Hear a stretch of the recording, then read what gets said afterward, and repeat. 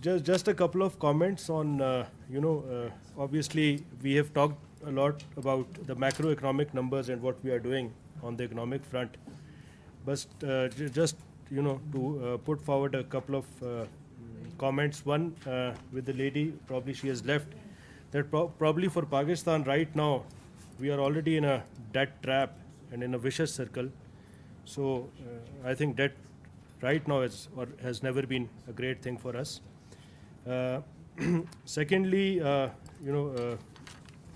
few comments. I was really impressed with the few comments of Dr. Sajid Amin from SDPI, and would just like to say a couple of things. That yes, the growth pattern, the way he portrayed was obviously, but there is another side to that. I personally think very shortly that Pakistan's has a three-pronged solution. Number one, that we need to fix our revenues. There is very little room on the expense side, so if we can fix our revenues, a lot can be resolved. And I agree with Dr. Saab that yes, the saving rates really need to increase. Coming to the topic, I'll be, curtailing my talk just on the human capital. Human capital these days in modern economies, as per the global economic pundits and the social scientists, is as important for a country or a region or for the world as the overall resources of the world are. Because economies are eventually created and managed by the people. It is a fundamental source of economic growth and a major difference between the developed and the developing world. It is a source of both increased productivity and technological advancement. The research says that, as I just said, that it is the main difference between the developed and the underdeveloped world. So the main problems, which are more or less 5 or 6 in nature, which are more or less universal for the less developed countries. One, as my colleague just said, that the faster increases and the huge populations of less developed countries. Then the defective patterns of investment in education and health. And it can further be elaborated that there has been more stress on developing the buildings and equipment rather than improving the quality of education and the quality of teachers. On health, basically, it has to do more with the nutritional facilities. Again, a repetition of the discussion earlier. And again, like the Dr. Saab said, there is a paradox whether we are educating our people for more job creation or for the growth of economy. So there has to be a balance, or the priorities need to be set on that. And most of all, these have been, not very consistent government policies in less developed countries and half-hearted measures on promotion of employment and education and others. And yes, the neglect of agricultural education. Now coming back to Pakistan,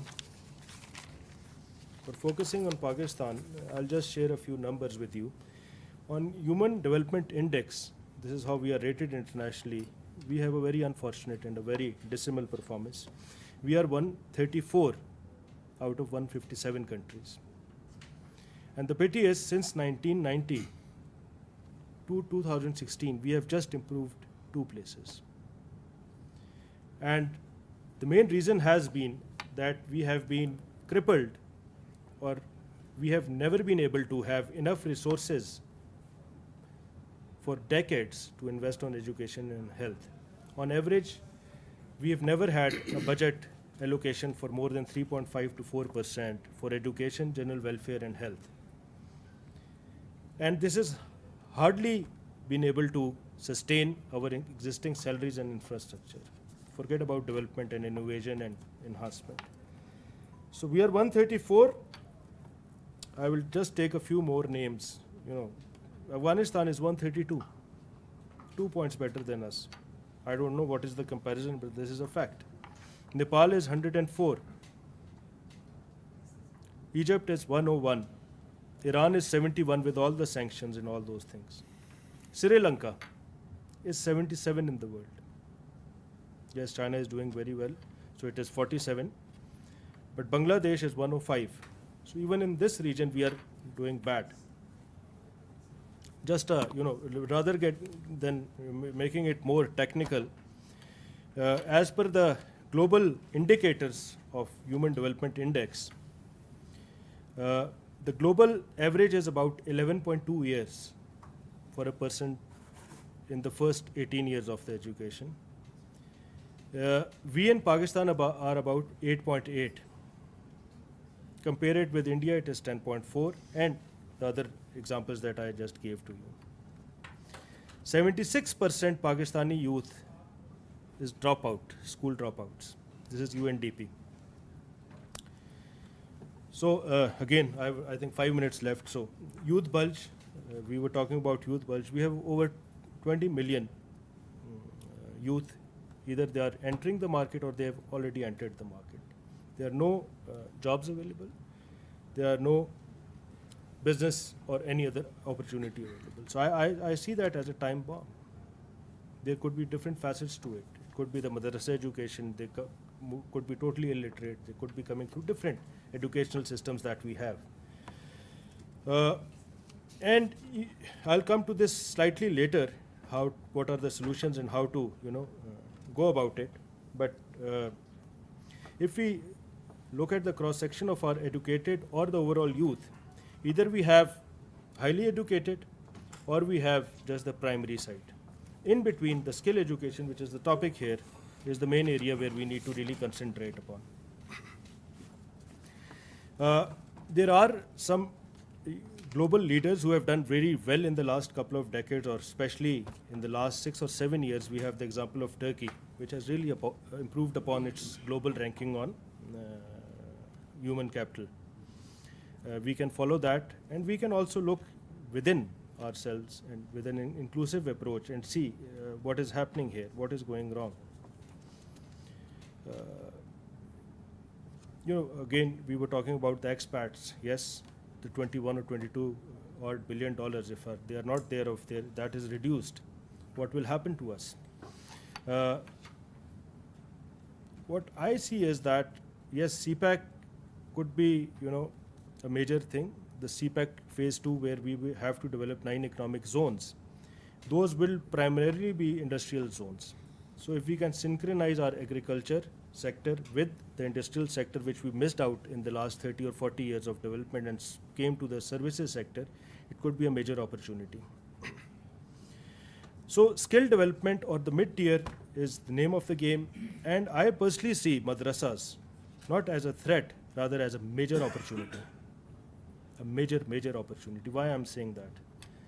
I'm saying that from my own personal experience. Other than being director of this bank, I am also chairman of a welfare organization called Al Nasr Foundation, whereby on average we are running more than 100 madrasas in northern areas of Pakistan for the last 20 years. Yes, the sample and the model is slightly different, but it has been a major success. On average, there are about 6,500 to 7,000 boys and girls studying in those madrasas, and these madrasas are English medium schools till the Asr prayer, and after that they do their Dars-e-Nizami. And I am proud to say that it has been, figures might be slightly 1,000 plus or negative. We've been able to successfully produce over 22,000 boys and girls who have entered this job market, and they are better than my own children. And I'm sure that they'll be, if not better, as competitive as your children sitting here. They are bankers, they are engineers, they are doctors, and they are social workers. And they are more productive in this economy. And that has proved one thing more, that yes, government intervention is very important, but as a society we have a role to play. As in individuals, with all the number of experience, our influence, and our strategical thinking, and whatever we have, our own diaspora, we as an individual Pakistanis can do a lot. I'm at times overwhelmed by looking at the talent that we Pakistanis have. So wherever this is one aspect. We need to have a 3-pronged strategy. Other than that, wherever we talk about youth, I try to just sit there. I'm part of Youth Economic Forum in Pakistan. I sit with Jamaat-e-Islami youth. I sit with wherever the youth comes in. One thing is universal, that they have been neglected. at all levels, and especially not the governments, as society we are to be blamed for. So last thing, that it has to be a three-pronged strategy. Agriculture is a sector which can still transform Pakistan, because although it is contributing about 20% to the GDP, but it has the potential, if we go for value addition, to increase our exports from 22-23 billion with another 22 to 23 billion in the next 5 years. This is the potential we have, only if I'm talking about dairy and livestock value addition. Forget about the major crops. Then 7 industrial zones and the services sector, which is almost 55-56% of the economy. We need to see what are the skills that these services sector industries need. So more or less, I'll just try to conclude here. Thank you very much.